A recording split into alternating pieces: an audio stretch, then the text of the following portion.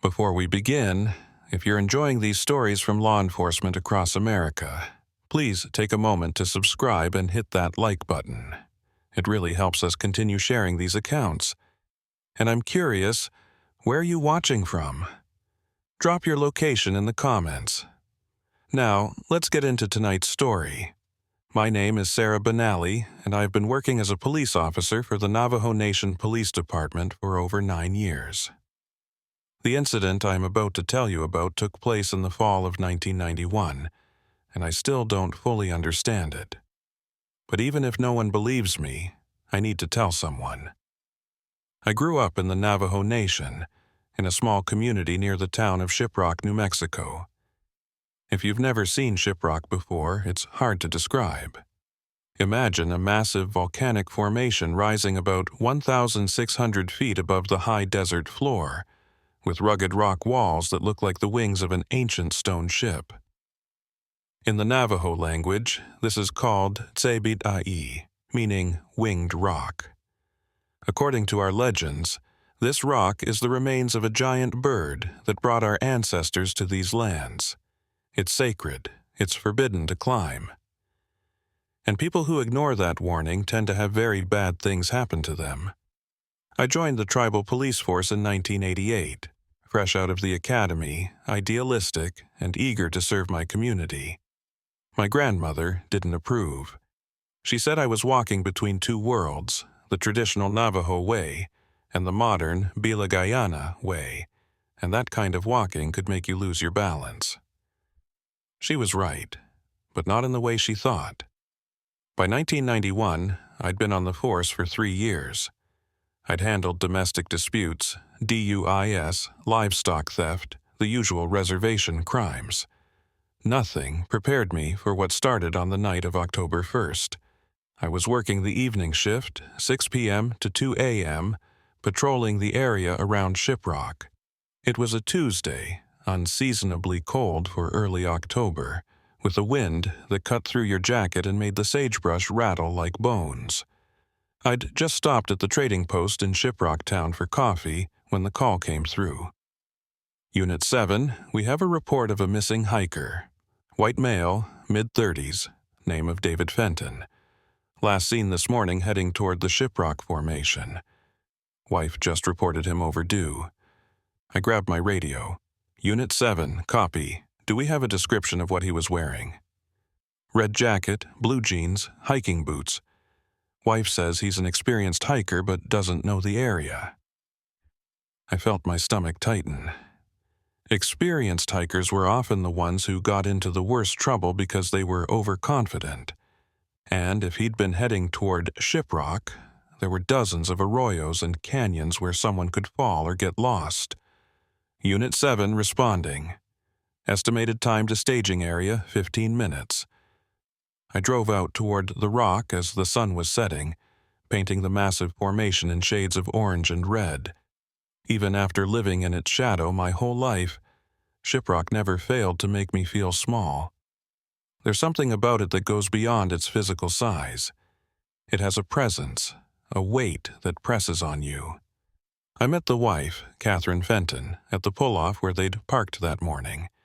She was in her early 30s, blonde, clearly from out of state. Probably tourists doing the Southwest Circuit. She was trying to hold it together but failing. "He just wanted to get some photographs," she said, voice shaking. "We were told not to climb it, but he wasn't going to climb. Just wanted to get closer for better pictures. He had his camera, his water bottle, said he'd be back in an hour. That was 10 hours ago." "Did he say which direction he was heading?" "East, I think, toward the sunrise side. He said something about the light being better there in the morning. East, the direction of beginnings in Navajo cosmology. The direction of the white shell. I called for additional units and search and rescue, but I knew they were at least an hour away. I couldn't wait that long. If Fenton was injured, every minute mattered.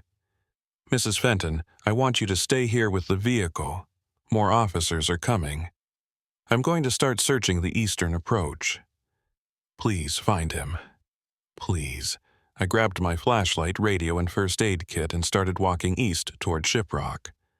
The sun had set completely now, and the temperature was dropping fast. Desert cold isn't like other cold. It comes up from the ground and down from the sky at the same time, surrounding you. I followed what looked like a well-used trail, probably made by tourists like Fenton who wanted photographs. The beam of my flashlight caught carvings in some of the rocks, petroglyphs left by ancient peoples, spirals, handprints, figures that might have been humans or spirits. I'd been walking for about 20 minutes when I saw the red jacket. He was lying in a small clearing about 100 yards from the base of Shiprock, flat on his back, arms spread wide. Even from a distance, I could tell something was wrong with the way he was positioned. Too perfect, too deliberate. "Mr. Fenton," I called out, breaking into a run. "David Fenton, can you hear me?" No response. I reached him and knelt down, checking for a pulse. Nothing. His skin was cold, far colder than it should have been after just 10 hours, even in October. His eyes were open, staring up at the stars, and there was an expression on his face I'll never forget. Not fear, not pain, something else. Recognition, maybe, or acceptance. I radioed for medical response even though I knew it was too late, and that's when I noticed the arrangement. His body was positioned perfectly perpendicular to Shiprock, head pointing east, feet pointing west. His arms were spread exactly 90 degrees from his body. Perfect symmetry. And around him, carved into the hard desert soil, was a symbol. It looked like a cross inside a circle, with 4 lines radiating outward from the center. I'd seen something similar in ceremonial designs, but this was different, more precise, almost geometric. I stepped back to get a better view, and that's when I saw it wasn't just carved into the ground.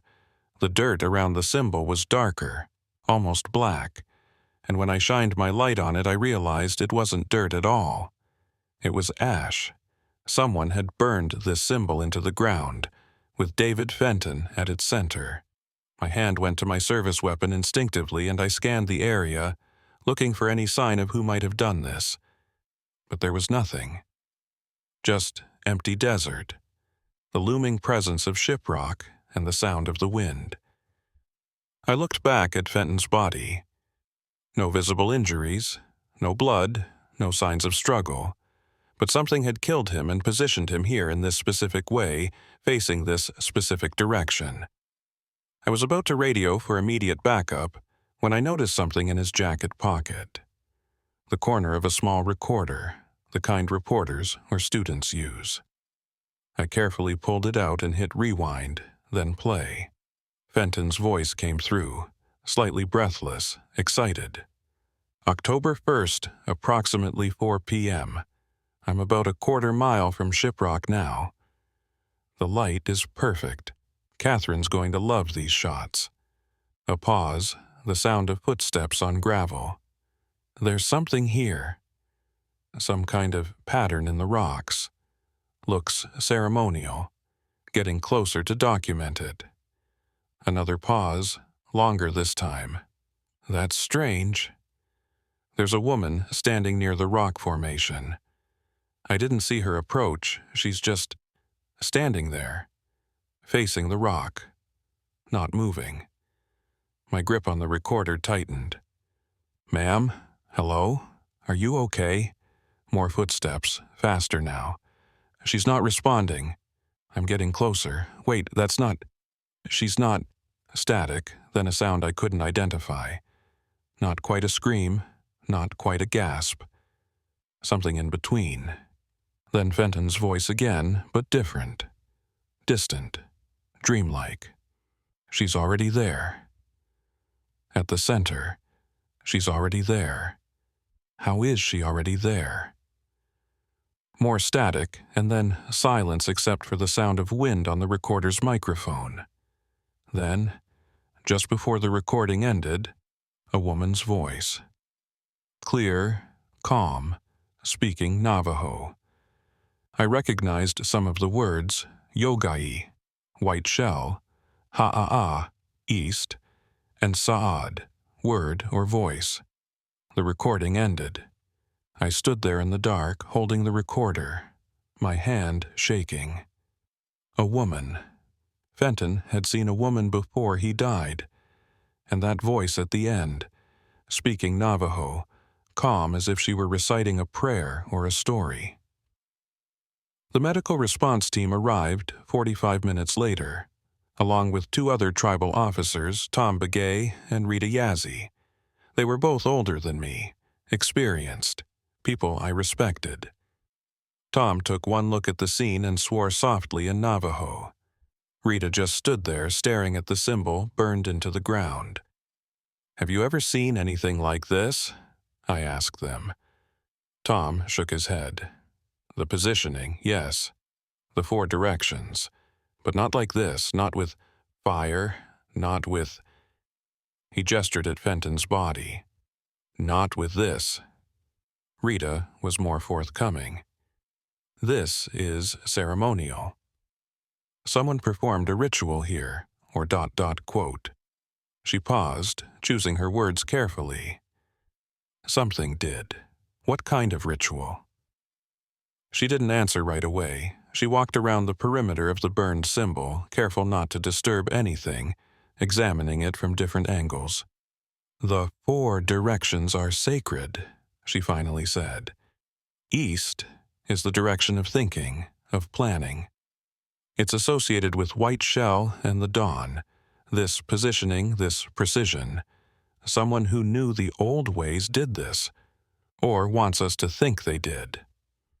"I found a recorder on the body," I said. "He documented his last hour. He mentioned seeing a woman near Shiprock, said something about her being already there." Tom and Rita exchanged a look. "We should listen to it," Tom said.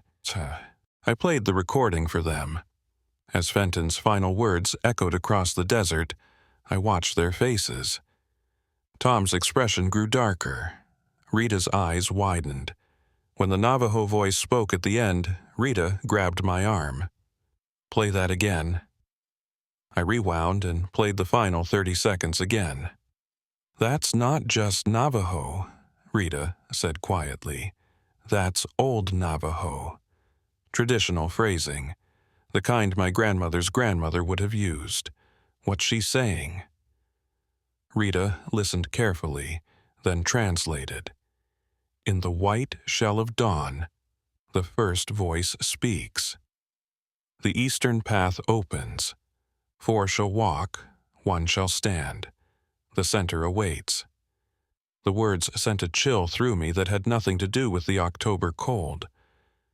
"It's a prophecy," Tom said, "or a warning, or both." We spent the next 3 hours processing the scene. The medical examiner arrived and confirmed what I already knew. David Fenton was dead, cause unknown, no visible trauma. His body temperature was far lower than it should have been, as if he'd been dead for days, not hours. The symbol burned into the ground was measured and photographed. Perfect geometry. Perfect alignment with Shiprock and the cardinal directions. The ash was collected for analysis, though I doubted it would tell us anything useful. By the time we finished, it was nearly 3 a.m. I was exhausted, cold, and deeply unsettled. Catherine Fenton had been informed of her husband's death. She'd collapsed, screaming, asking us how this could happen, who could have done this to her husband. We had no answers. I drove back to the station as dawn was breaking, the sky turning pink and gold over the desert. Shiprock rose black against the sunrise, that massive stone ship that had guarded this land for millions of years. I filed my report, trying to document everything I'd seen and heard without sounding insane. Missing hiker found dead, suspicious circumstances, possible homicide, investigation ongoing. But I knew it was more than that. The precision of the positioning, the burned symbol, the recording, that voice speaking in Old Navajo. This wasn't a random killing. This was deliberate. This was ceremonial. and something told me it wasn't over. I went home to my small house on the edge of Shiprock town, exhausted but unable to sleep. I kept hearing Fenton's voice on that recording.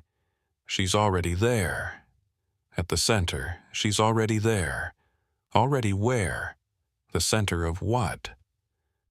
I finally fell asleep around noon, and I dreamed. In the dream, I was standing in the desert, facing Shiprock. The sun was setting, painting the rock in shades of red like blood. A woman stood before me, her back to me, wearing traditional Navajo dress.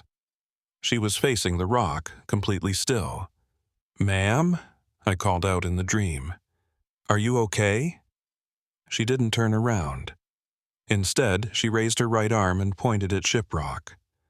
4 lines of light shot out from the peak, stretching across the desert in perfect alignment with the 4 cardinal directions: east, south, west, north.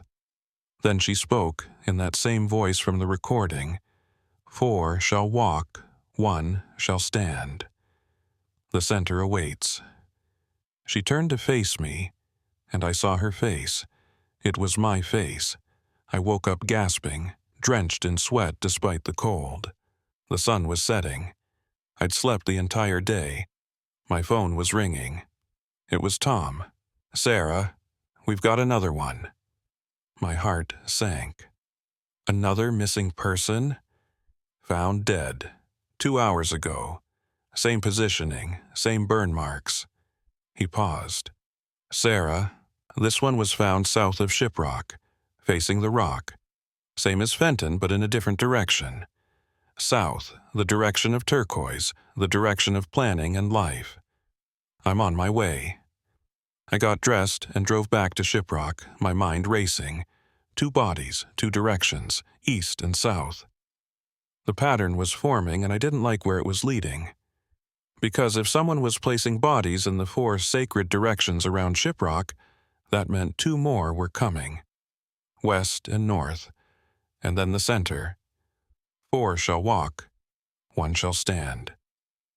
The center awaits.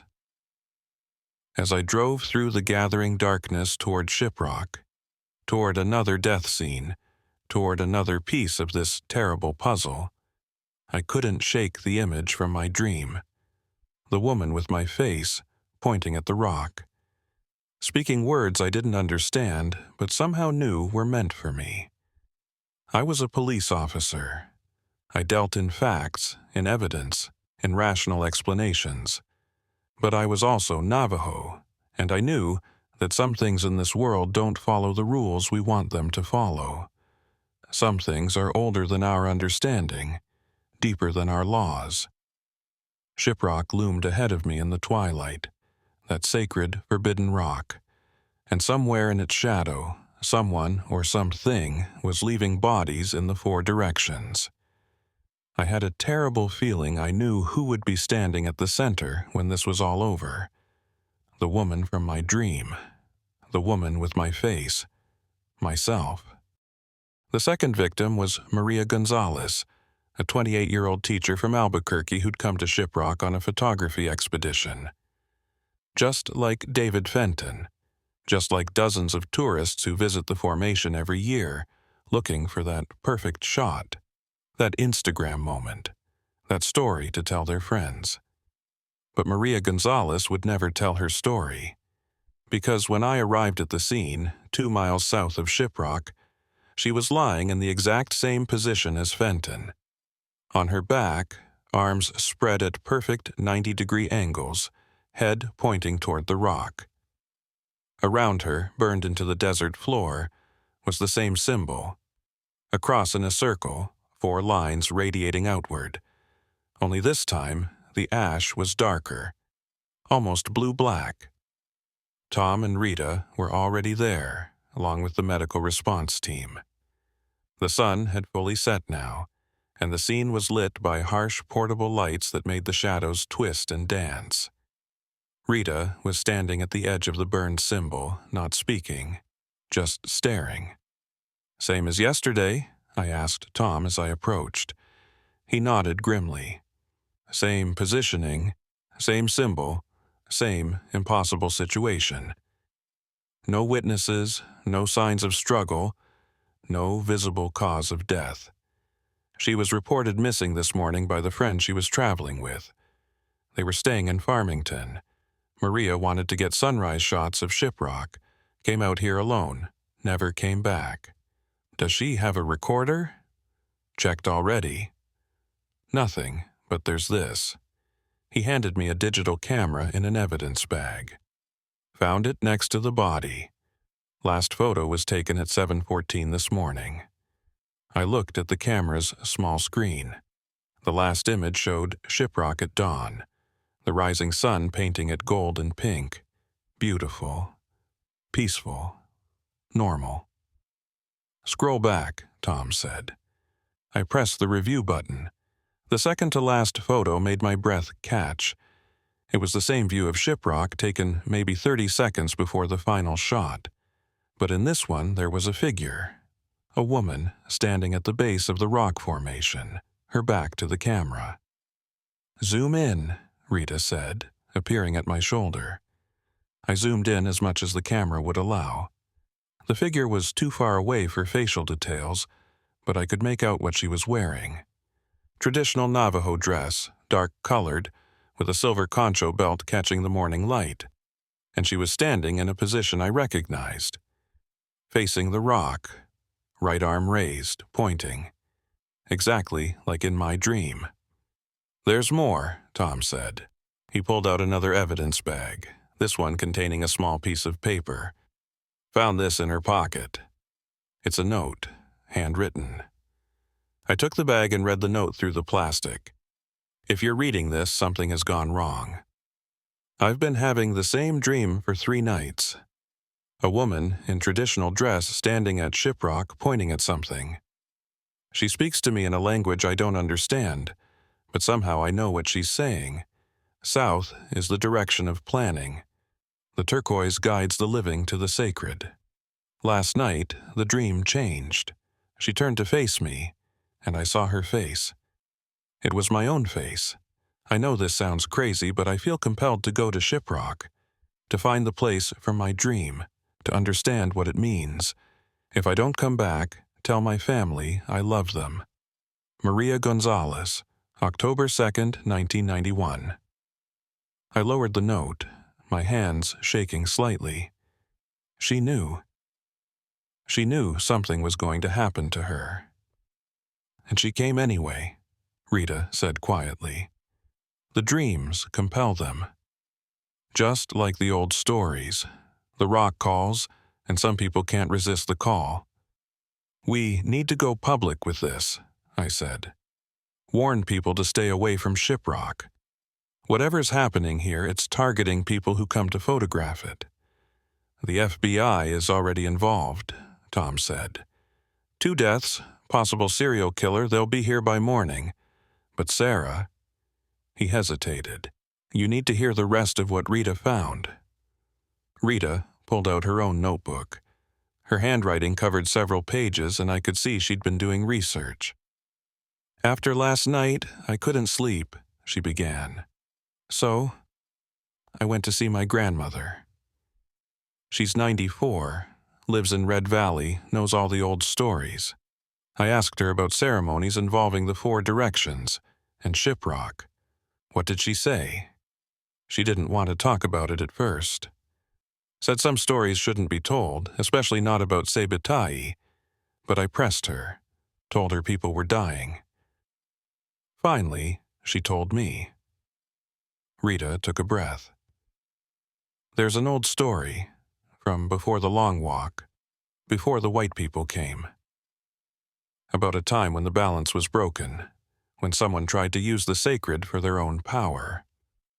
A medicine person, corrupted by their own knowledge.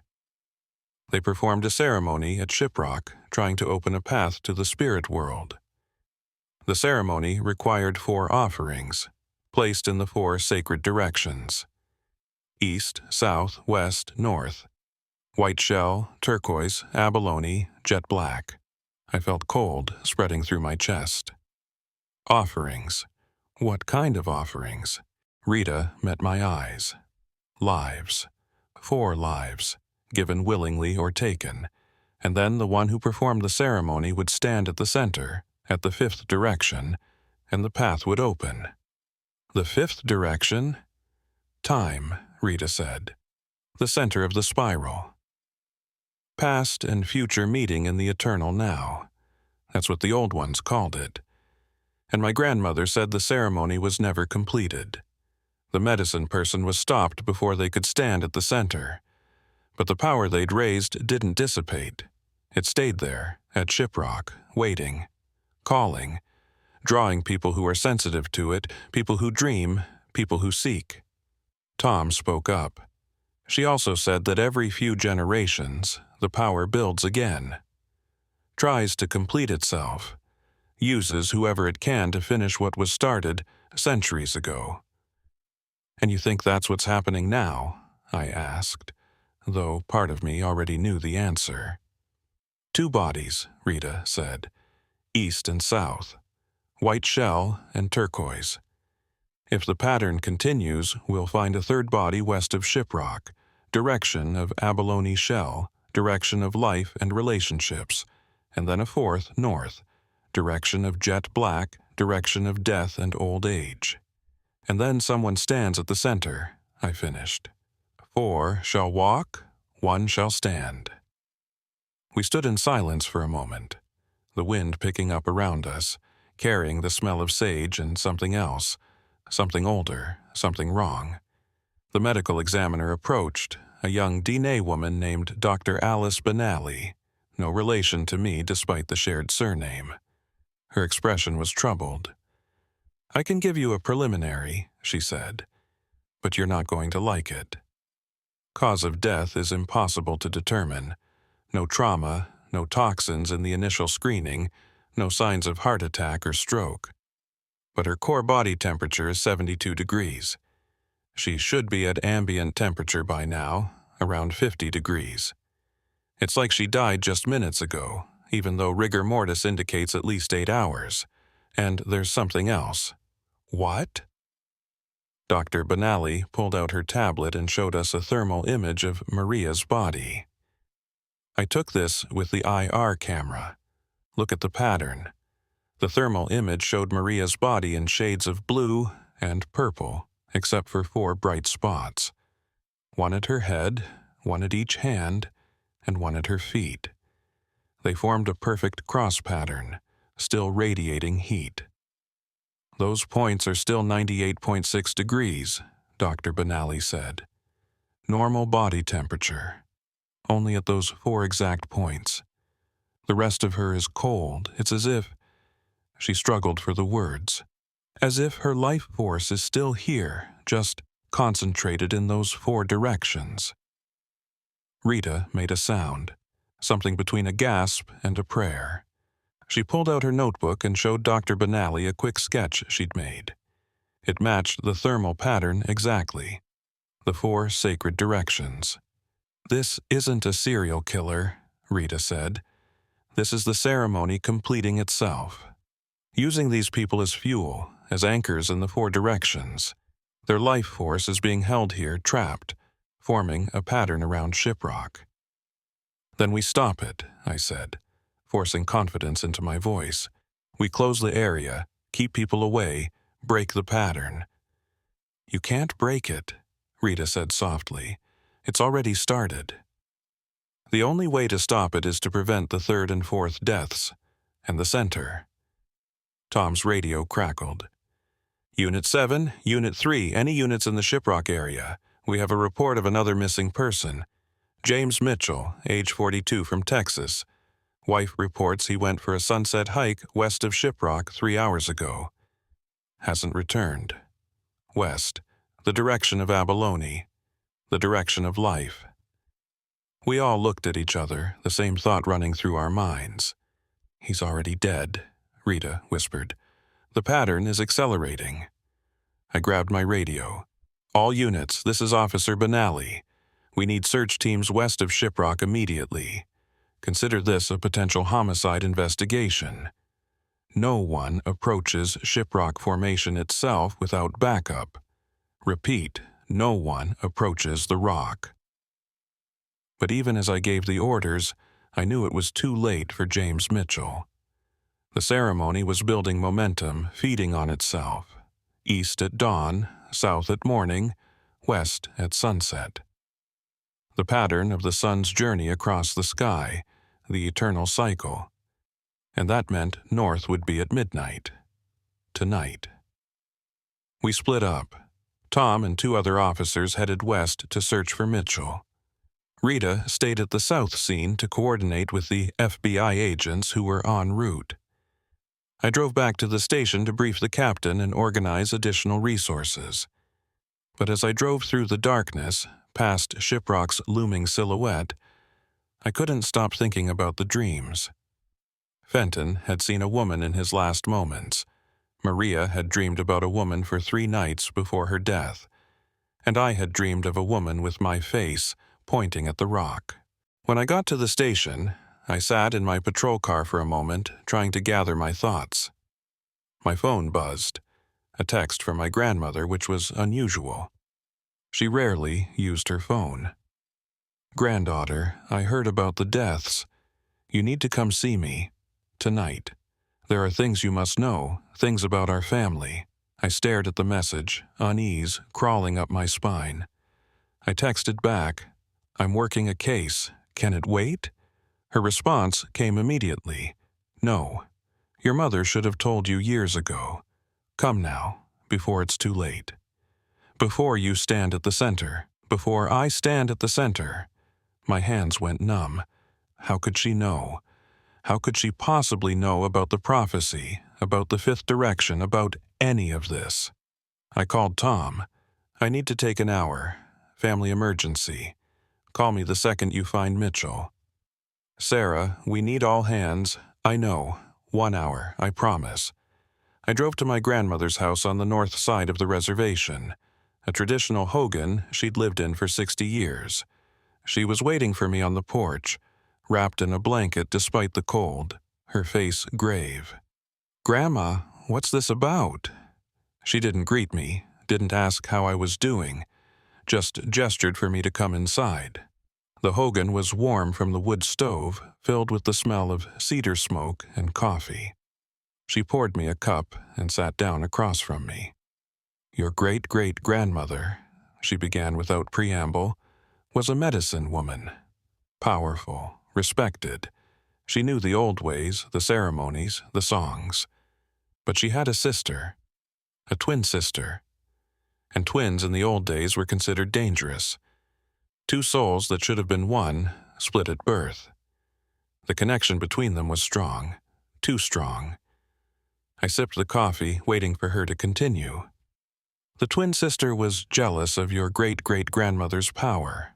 She wanted to be medicine woman too, but she didn't have the gift. So she tried to take it. She performed a ceremony at Sebitai, the ceremony of the 4 directions, trying to open a path to the spirit world where she could steal the power she craved." The coffee cup felt heavy in my hands. "What happened?" "Your great-great-grandmother stopped her. But not before 3 people had died, placed in 3 of the 4 directions. East, south, west. The 4th direction, north, was never completed. Your great-great-grandmother confronted her twin sister at midnight, at the base of Shiprock, and there was a battle. Not with weapons, but with songs, with power. In the end, the twin was destroyed. But your great-great-grandmother was changed by what happened. The ceremony, even incomplete, had marked her family line. Every generation since then has produced a woman with the gift. A woman who can see between worlds, who dreams true dreams. I set down the coffee cup before I dropped it. "Are you saying I have this gift?" "I'm saying you've always had it. The dreams you had as a child, the feelings you get about places and people. You're the 7th generation from your great-great-grandmother. 7 is a powerful number. And this is the 7th time the ceremony has tried to complete itself since that night. Every generation it tries again. uses different people, different victims, but it always calls to the one who carries the blood, calls to the one who could stand at the center. Why didn't anyone tell me this before? Your mother didn't believe. She rejected the old ways, moved to the city, tried to be modern. She thought if she didn't tell you, you'd never know, never be called. But blood doesn't forget. Power doesn't forget. Grandma, 3 people are dead. Maybe 4. There's going to be a 4th body north of Shiprock tonight. And then someone stands at the center, she finished. And if it's the wrong person, if it's someone the ceremony chooses rather than someone who chooses to stand there, the path will open. And what comes through? She shook her head. Your great-great-grandmother told stories before she died. Stories about what lives in the space between worlds, things that hunger, things that were never meant to touch our world. My radio crackled. Tom's voice tight with stress. Sarah, we found Mitchell. West of Shiprock, same positioning, same burns. He's dead. But Sarah, there's something else. We found footprints near the body, small prints, a woman's boots, leading from Mitchell's body directly toward Shiprock. I'm on my way, I said into the radio. I stood up to leave, but my grandmother grabbed my wrist. Listen to me. If you go to Shiprock tonight, if you're there when the 4th body is placed, you'll be called to the center. The ceremony will recognize your blood, your connection to what started this. You'll have a choice. Stand at the center and close the path, or refuse and let the ceremony choose someone else. But closing the path requires sacrifice. It always has. What kind of sacrifice? She didn't answer, just pulled me into a tight embrace, something she rarely did. Be strong, granddaughter. Be worthy of your ancestors. And remember, the center is not a place. It's a choice. I drove back toward Shiprock at full speed, my mind reeling. 3 bodies placed, 3 directions completed. East at dawn, south at morning, west at sunset.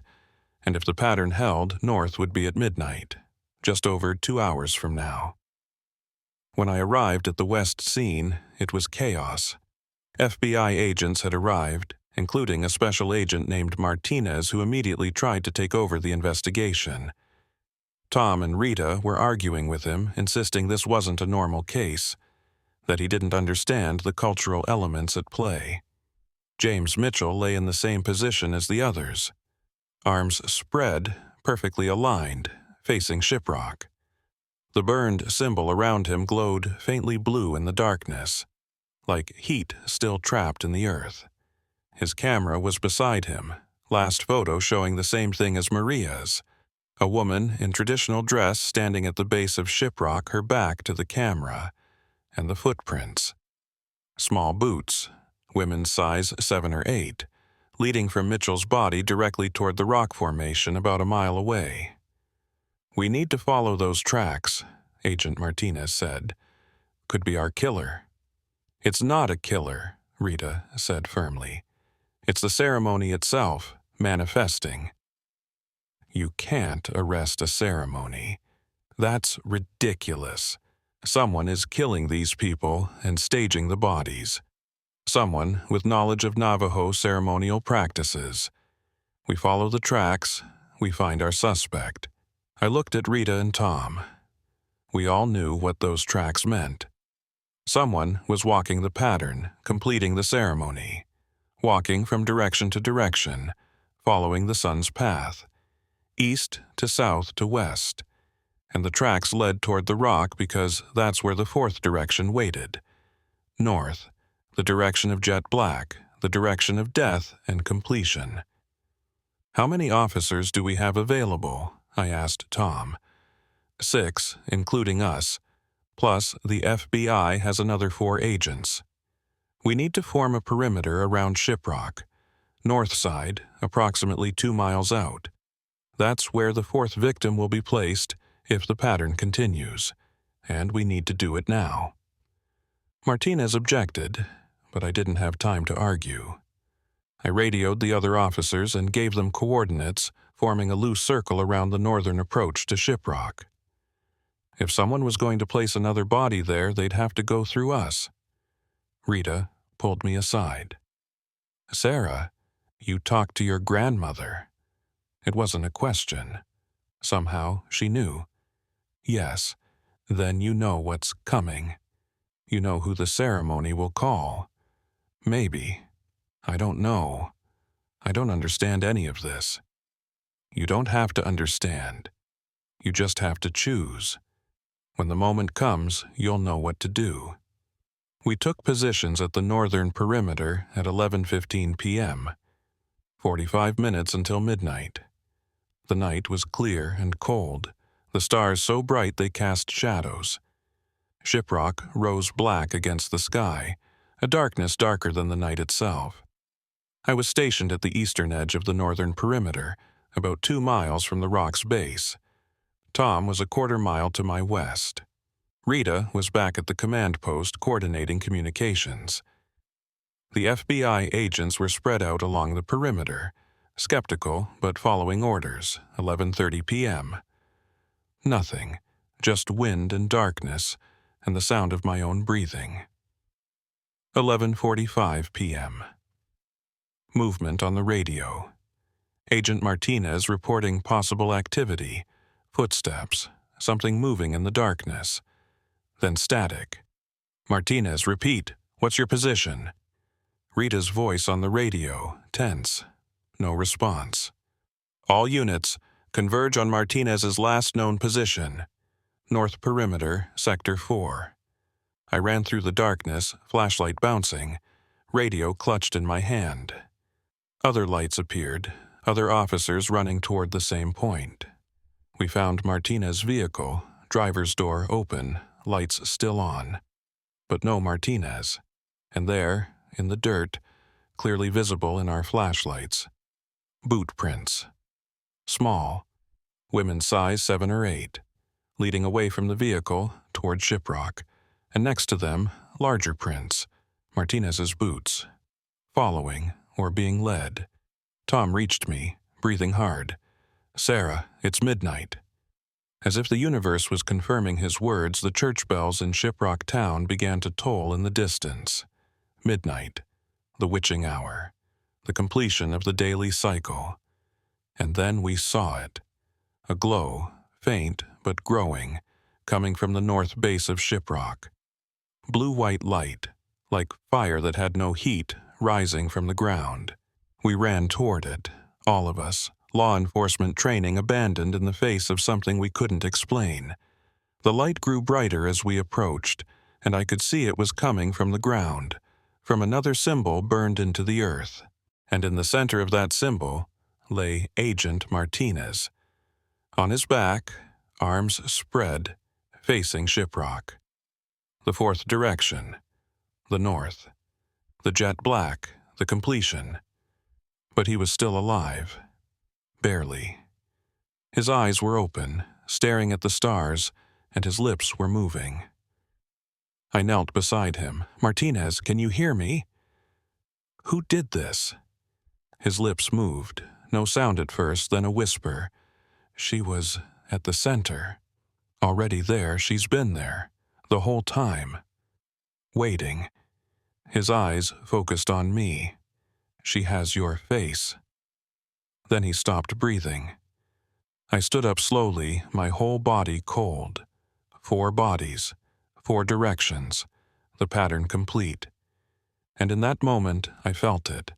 A pull, like invisible hands on my shoulders, turning me toward the Shiprock, toward the center, the space between the 4 directions, the heart of the pattern.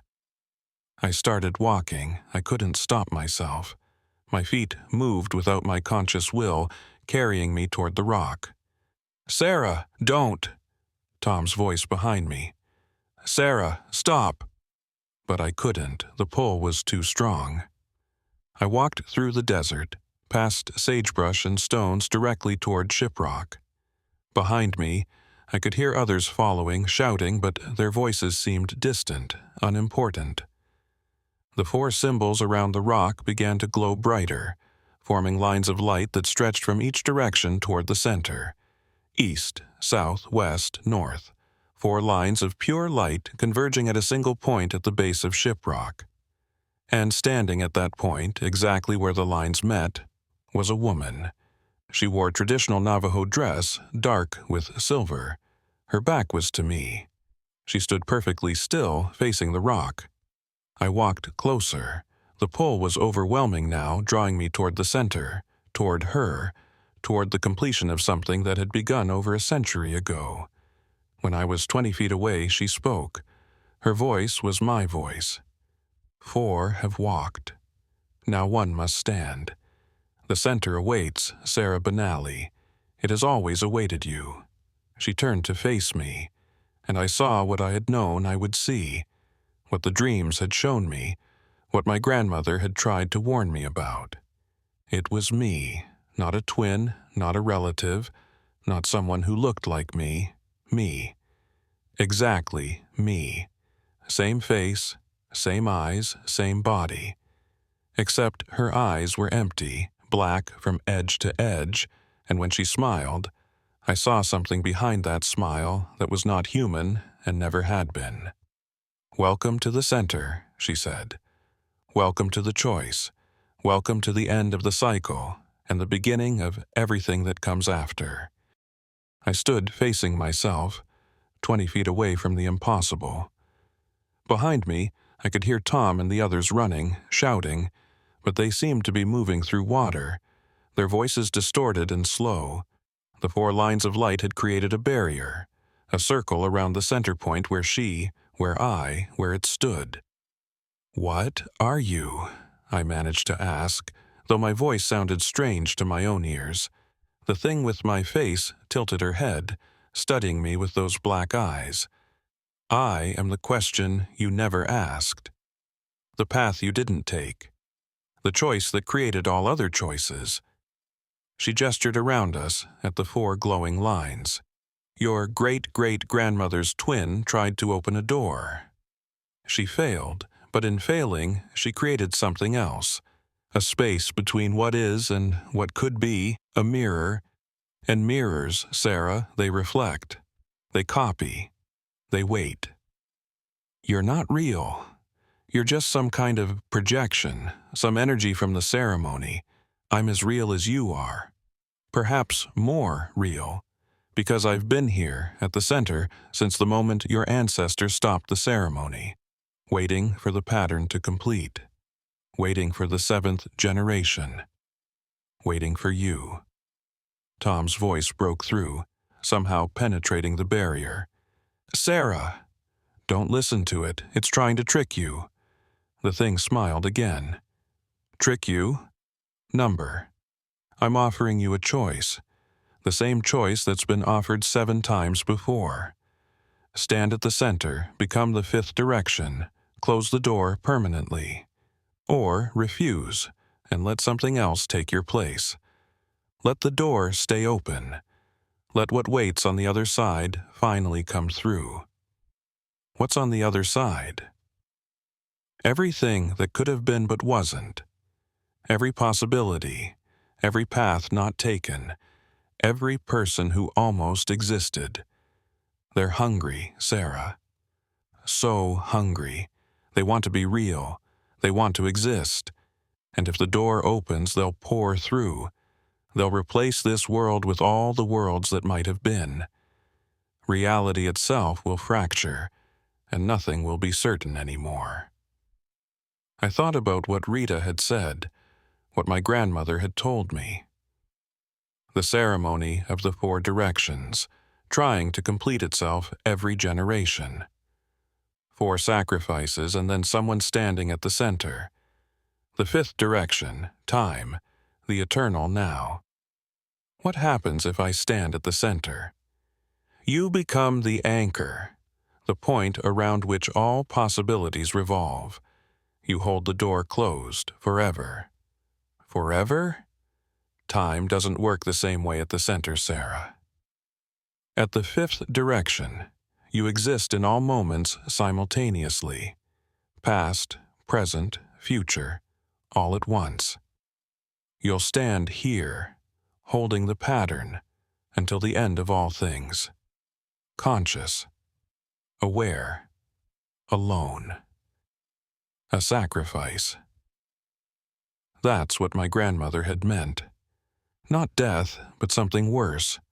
Eternal existence as a fixed point, a barrier between worlds.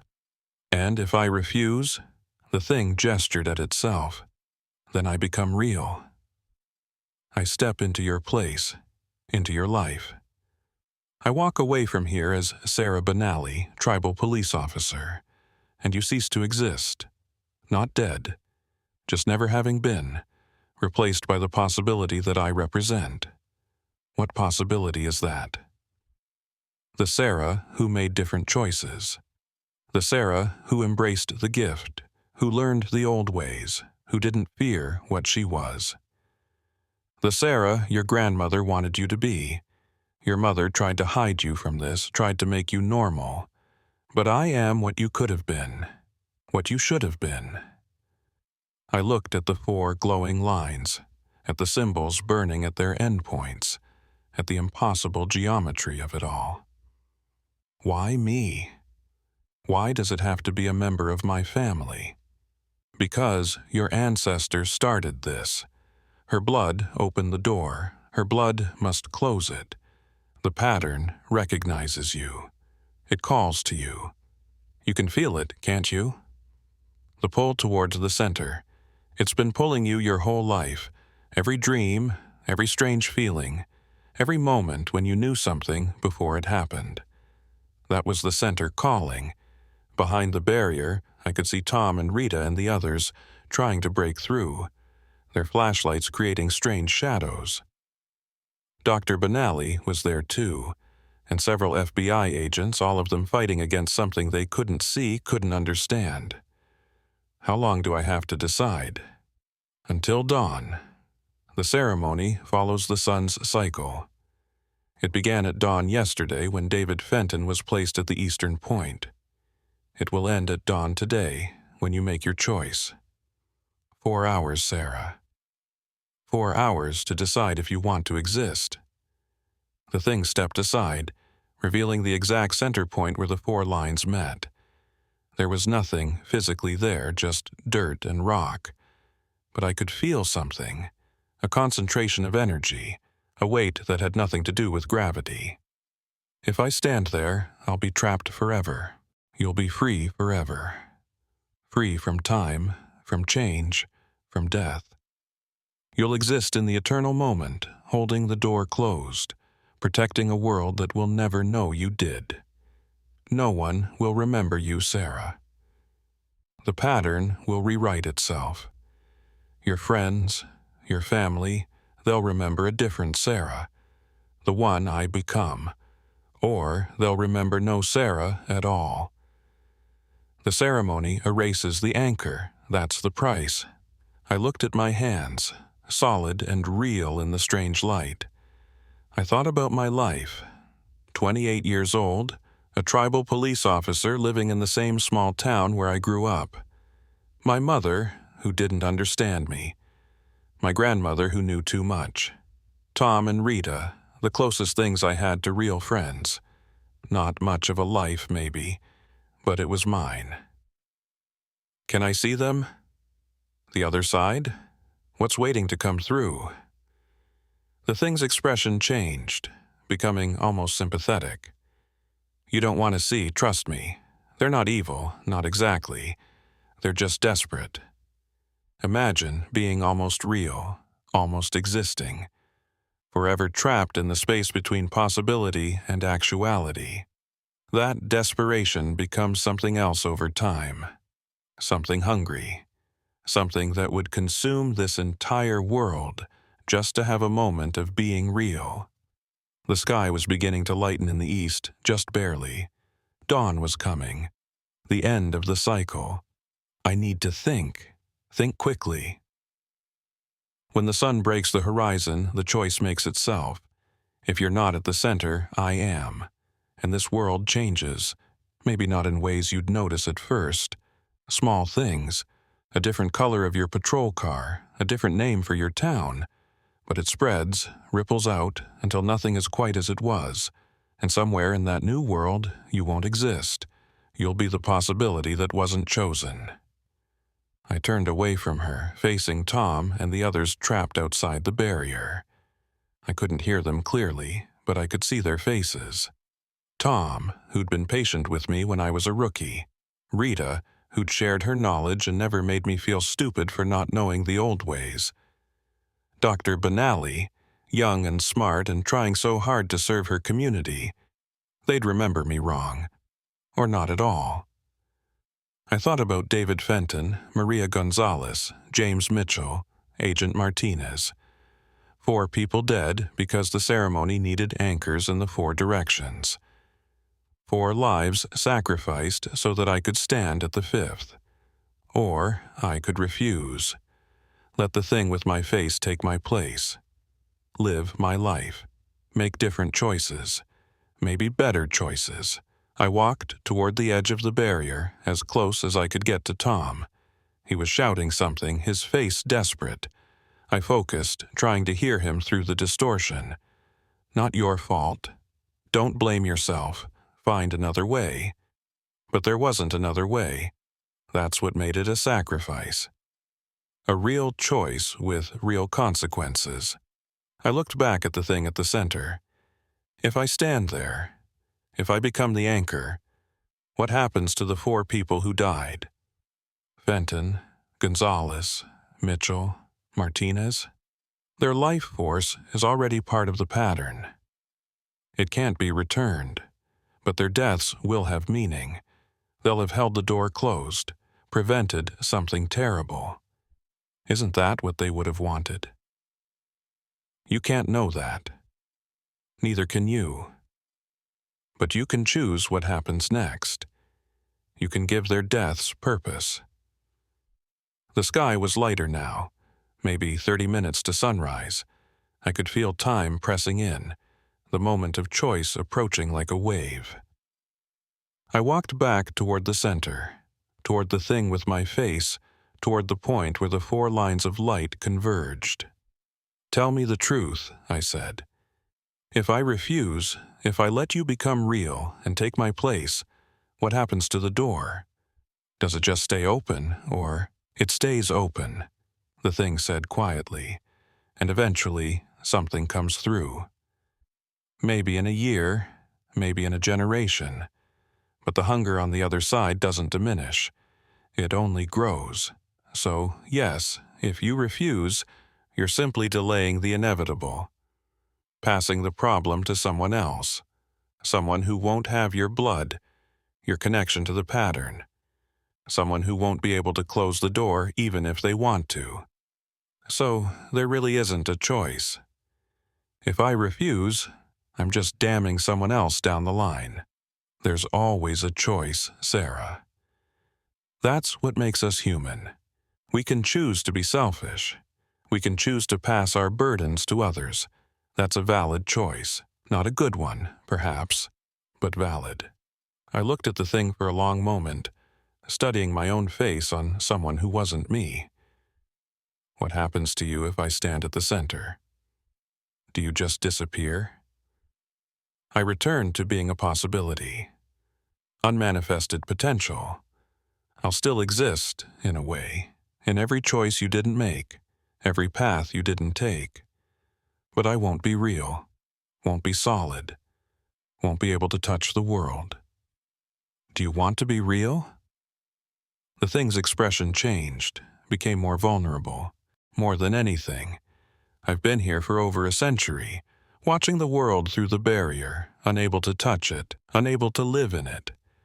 When you arrived tonight, when the pattern recognized you, I felt what it was like to have a body again. To be solid. To exist. And when you make your choice, one of us will continue to exist, and the other will become the ghost. For the first time, I felt something like sympathy for it. I'm sorry. Don't be. This is the nature of possibility. Only one path can be real at a time. All others remain as echoes, as might-have-beens. The sun was touching the horizon now, a sliver of gold cutting through the darkness. 5 minutes, maybe less, I walked to the center point. Up close, I could feel it more strongly, a pull, like gravity but different. Like every moment of my life was concentrated in this single spot, all 28 years collapsing into a single eternal now. If I do this, I said, will I at least be conscious? Will I know what I'm doing? Yes. You'll be aware of every moment, of the door pressing against you, of the hunger on the other side. You'll hold it back through will alone, through the strength of your existence. It won't be pleasant, but it will be necessary. Will I be able to see this world? Watch what happens. You'll exist in all times simultaneously, past, present, future. You'll see everything and nothing. Time becomes strange at the fifth direction. The sun was higher now, the sky turning from black to deep blue. 3 minutes. I turned to look at Tom one more time. He'd stopped fighting the barrier, just stood there watching me, his face a mixture of fear and understanding. He knew. Somehow, he knew what I was going to do. I mouthed 2 words to him. I'm sorry. He shook his head, tears on his face, and mouthed back, thank you. The sun broke the horizon. Full dawn. The end of the cycle. I stepped into the center. The effect was immediate and overwhelming. I felt myself expanding, stretching, existing in multiple moments at once. I could see yesterday and tomorrow with equal clarity. I could feel the pattern locking into place around me, the 4 directions anchoring themselves to my existence. And I could feel the door, the thing on the other side, pressing, pushing, desperate to enter. It wasn't one thing, but millions of things, all the possibilities that had never manifested, all the almost people and might have been places and could be moments. They crashed against me like waves, and I had to hold them back through nothing but will. It hurt, not physically, but in a way that had no name. The pain of existing in all moments simultaneously, of being stretched across time itself. I heard the thing's voice, my voice, one last time. Thank you, Sarah, for giving me the chance to be real. I won't waste it. I tried to respond, but I had no voice anymore. I was the center. I was the 5th direction. I was the eternal now, and then I was alone. No, not alone. I could see them, feel them. Tom, Rita, Dr. Benally, all the others. They were walking away from Shiprock, their memories already changing, rewriting themselves. They'd remember a different version of tonight, a version where they found 4 bodies but no explanation. A version where Officer Sarah Benally had disappeared during the investigation. Would they look for me? Would they mourn? I tried to care, but emotions became strange at the center. They existed in all states simultaneously, too contradictory to fully experience. I watched the sun rise fully, watched the day begin, watched the thing with my face walk away from Shiprock, climb into my patrol car, drive toward my life. She would do it better than I had. She'd said so. She'd embrace the gift, learn the old ways, be the Sarah my grandmother had wanted.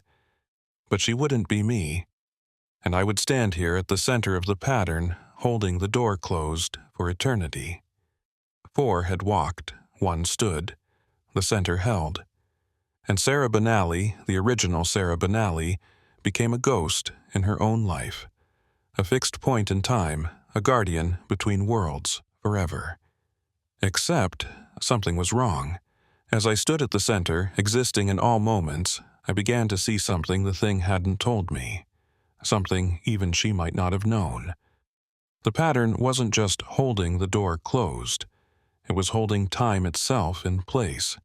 And there, in the distance, in the future, I could see it. Another person, standing at another center, another ceremony, another choice. Because the door didn't just lead to the realm of possibilities. It led to other times, other places, other versions of Shiprock and the Navajo Nation, and in one of those other times, someone was standing at their own center, holding their own door closed. We were all connected, all the anchors across all the generations. A chain of sacrifice extending through time. I could feel them now. 7 points of consciousness. 7 fifth directions.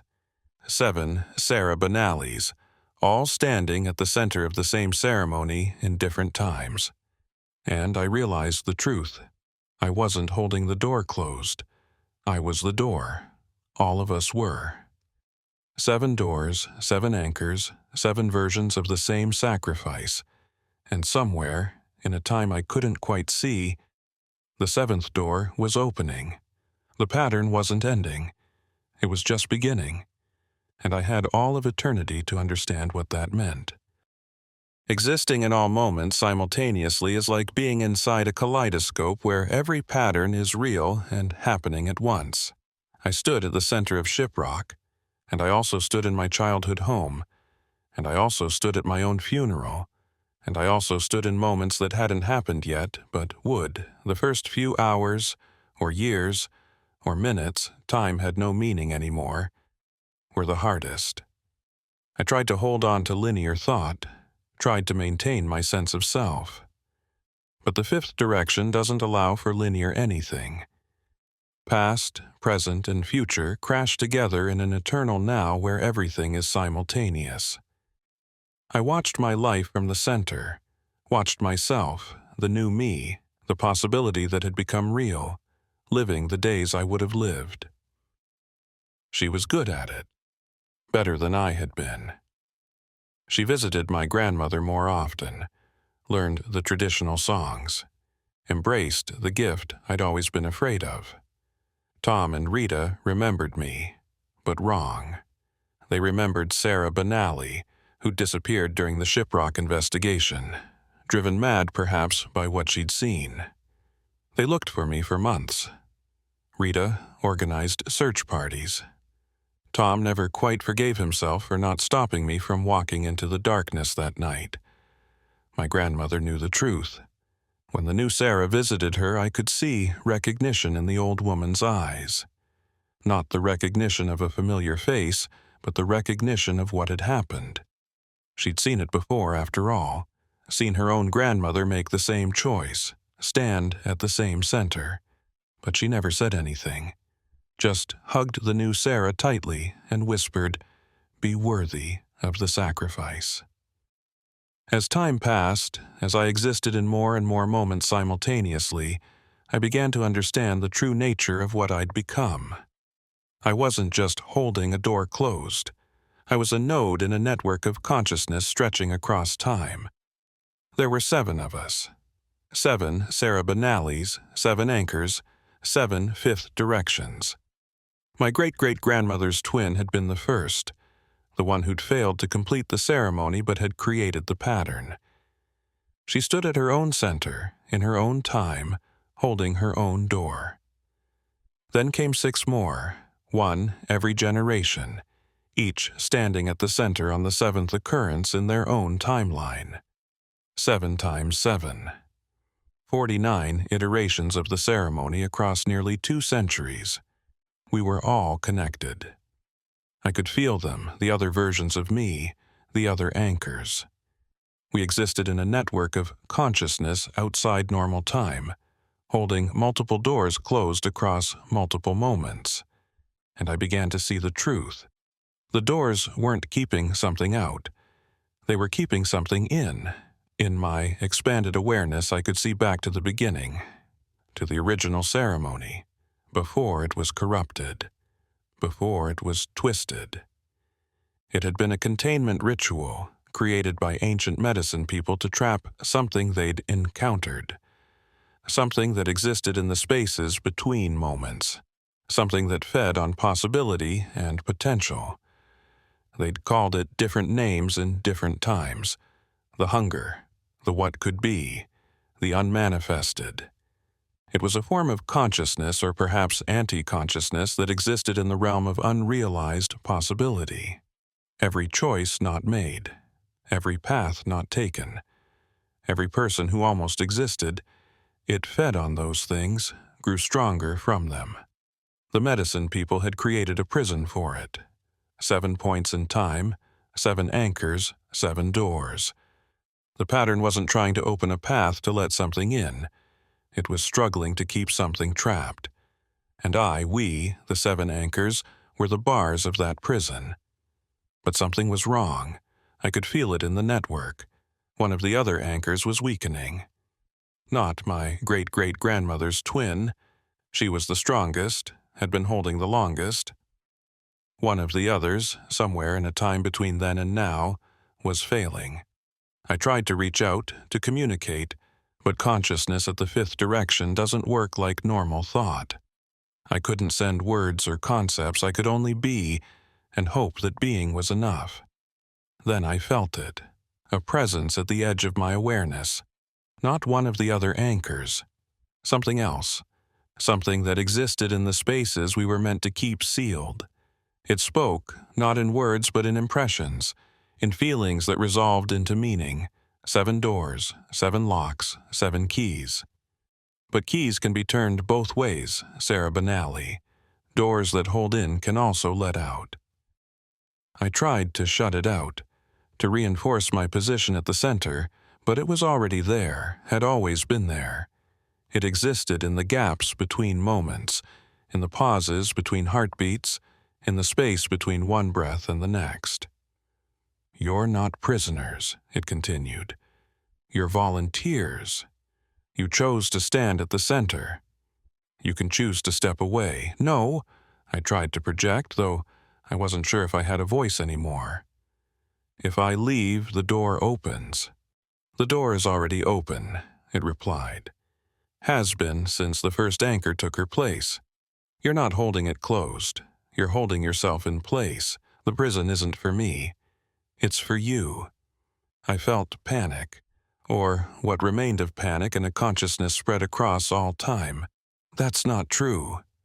The ceremony, the pattern, it's meant to contain. It's meant to trap volunteers, to convince them they're heroes, guardians necessary. But look closer, Sarah. Look at what you're really holding back.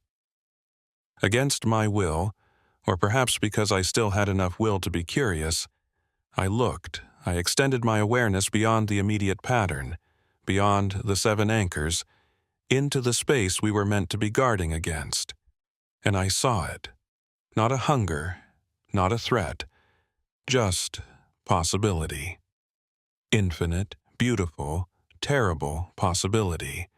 All the things that could have been, all the choices not made, all the lives not lived. They weren't trying to break through. They were just there, existing in their own realm, as valid as the reality we called real.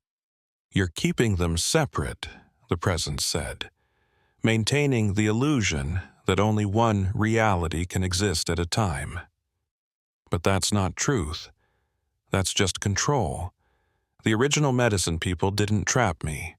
They trapped themselves, and everyone who came after, in a single, narrow timeline.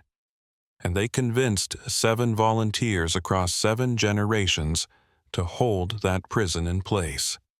If that's true," I projected, "why do I feel something pushing against the doors? Why can I feel the pressure, the hunger?" "That's not us pushing in," it said. "That's you pushing out. Your consciousness spread across all moments, desperate to expand, to be free. You're feeling your own constraint, your own limitation, and interpreting it as an external threat." I didn't want to believe it. Couldn't believe it. I'd sacrificed everything, my life, my existence, my reality, to stand at this center. If it was all a lie, if I was the prisoner rather than the guardian. But even as I tried to reject the idea, pieces began to fall into place. The way the thing with my face had spoken, so eager to be real, so desperate to exist. The way the ceremony had seemed to call to me, pull me toward the center, as if it needed me to volunteer, needed me to choose to stand here. And the other anchors. I reached out to them through the network, trying to feel their purpose, their understanding. What I found was doubt, uncertainty, and in one of them, the one who was weakening, full rejection.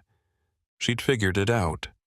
Figured out that she wasn't a guardian, but a prisoner, and she was trying to step away from her center, trying to break the pattern.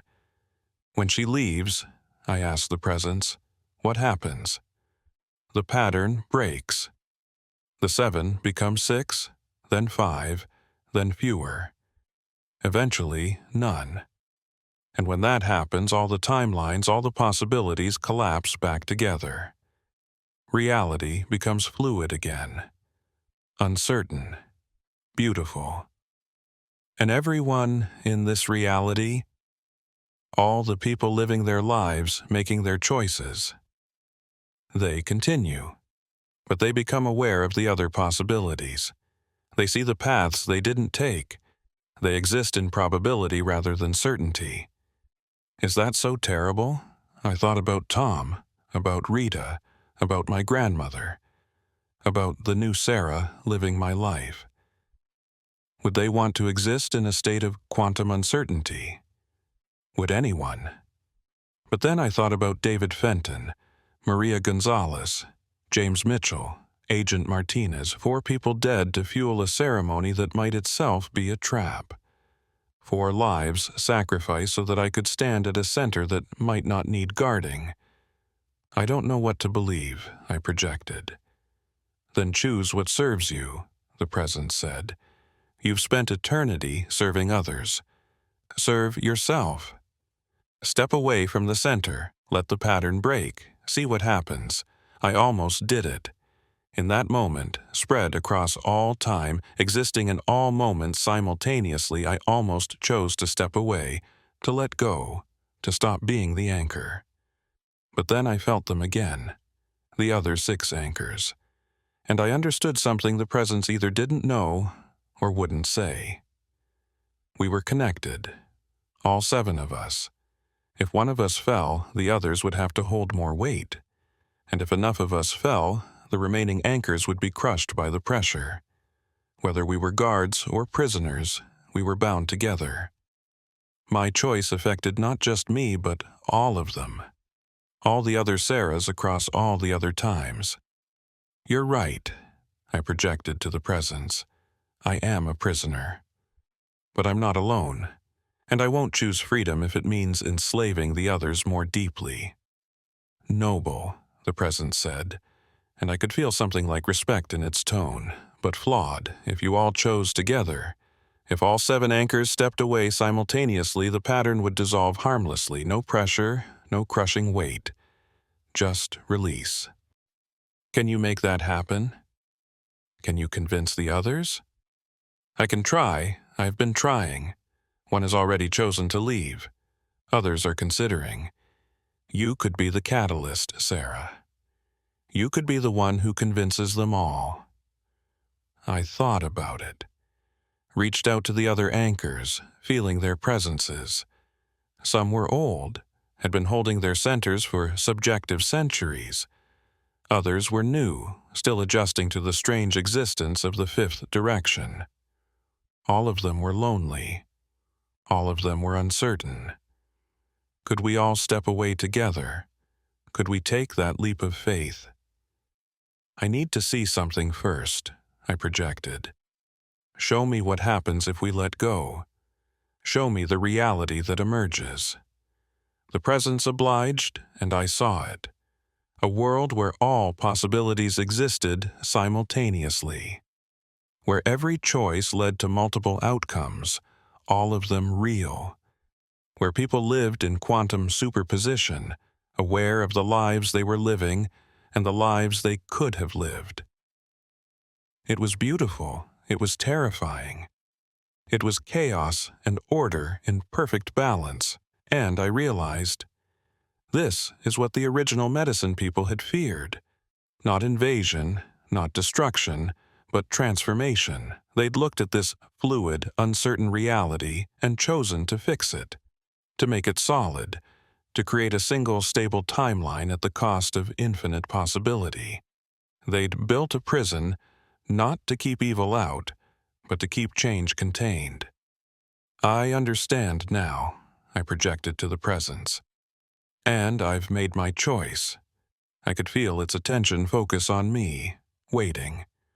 I'll talk to the others. I'll try to convince them, but on one condition. What condition?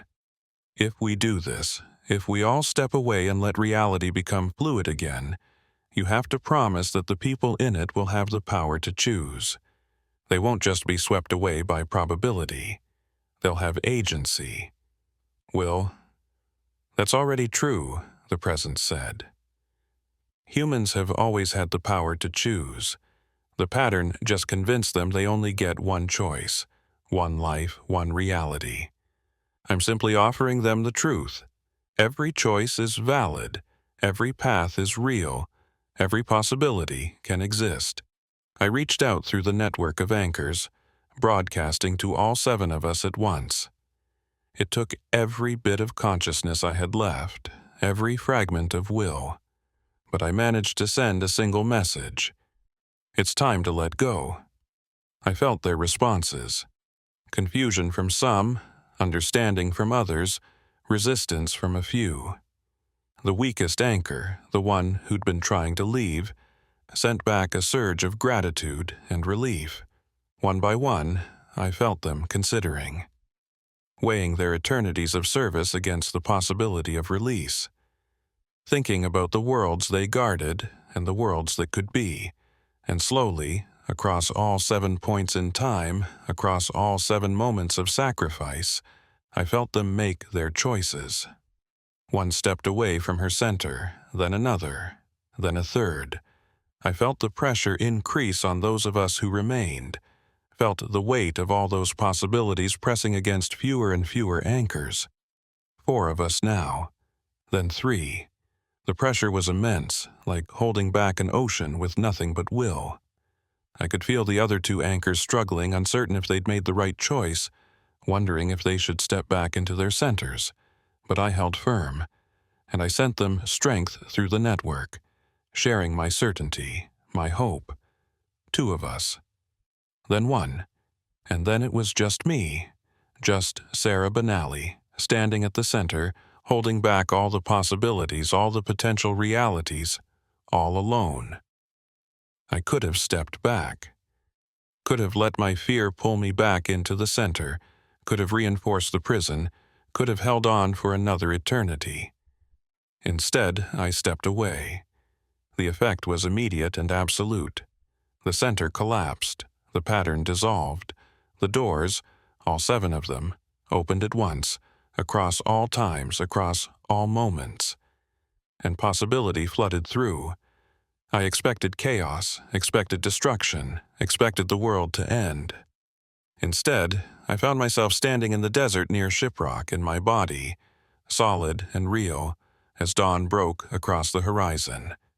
Tom was there, and Rita, and Dr. Benally, and all the others. They looked confused, as if they'd been sleepwalking and just woken up. "Sarah," Tom said, staring at me. You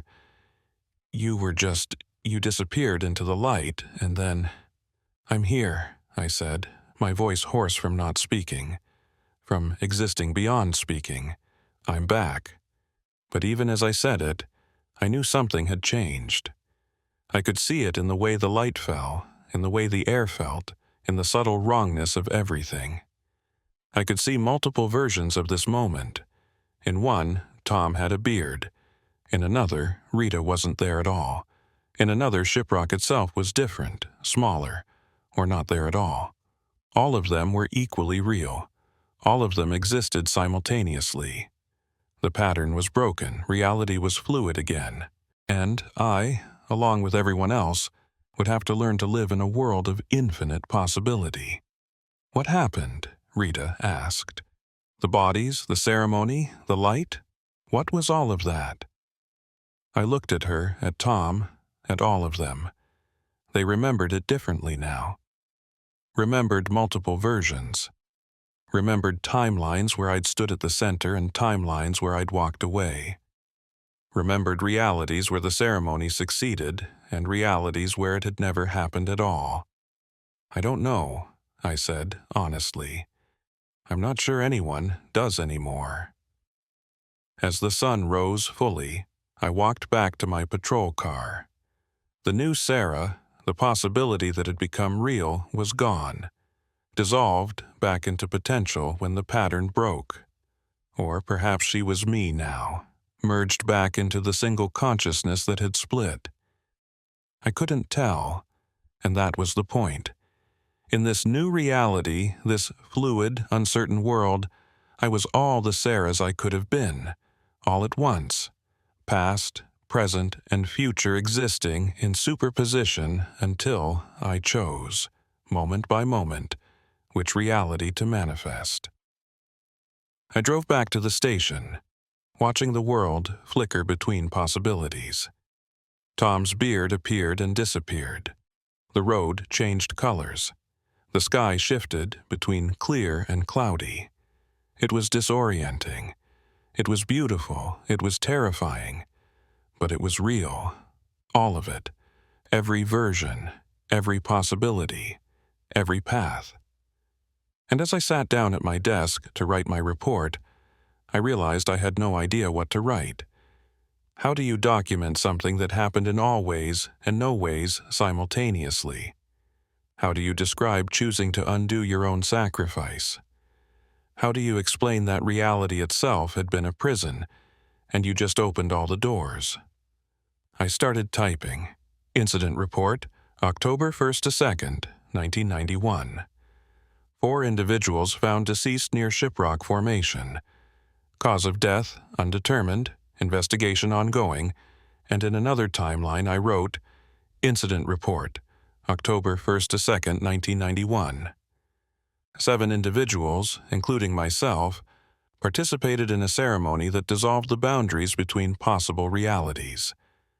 Outcome? Uncertain. Recommendation: learn to live with uncertainty.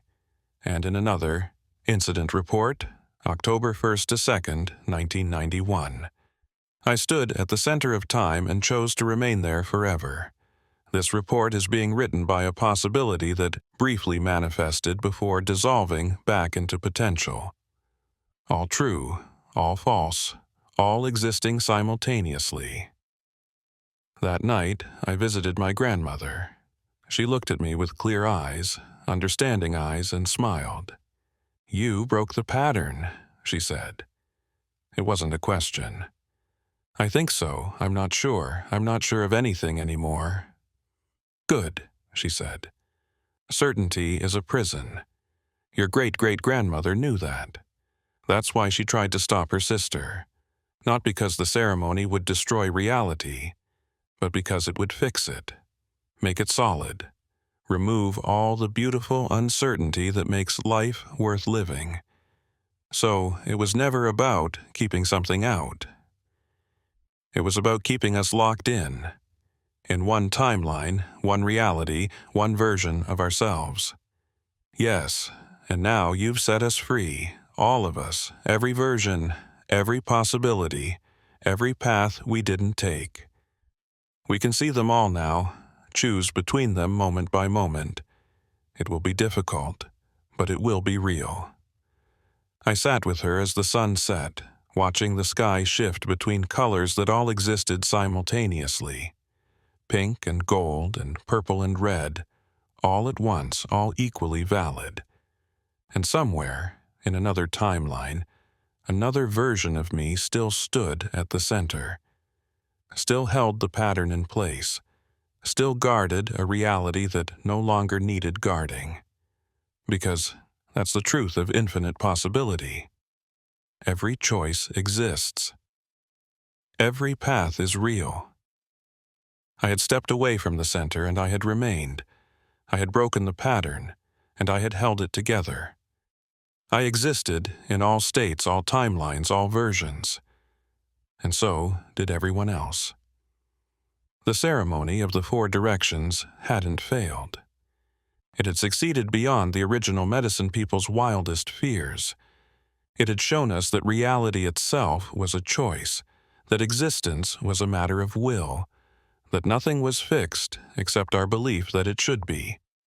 4 had walked, 1 had stood, and then that one had stepped away, and in doing so, had freed all the others who'd ever stood at any center in any time. We were all free now, free to exist in infinite possibility, free to see all the paths we didn't take, free to choose, moment by moment, which reality to manifest. And if that meant living in uncertainty, in beautiful, terrifying uncertainty, then so be it. Because certainty, I had learned, was just another word for prison, and I had spent enough time locked in the center of all things. It was time to live on the edges again, in the spaces between, in the beautiful chaos of infinite possibility. It was time to be human again, even if being human now meant being aware of all the humans I could have been, all at once forever. That night I dreamed, but in this new reality, I couldn't tell if I was dreaming or waking, or if there was any difference anymore. In the dream, I stood at Shiprock, watching the sunset, and 7 versions of me stood there too, all the anchors, all the guardians, all the prisoners we'd been. We looked at each other and smiled, and then we walked away, in 7 different directions, toward 7 different lives, all of them real, all of them ours. The center was empty now. The 5th direction was just another choice, and reality, beautiful, uncertain reality, flowed on in infinite possibility, forever.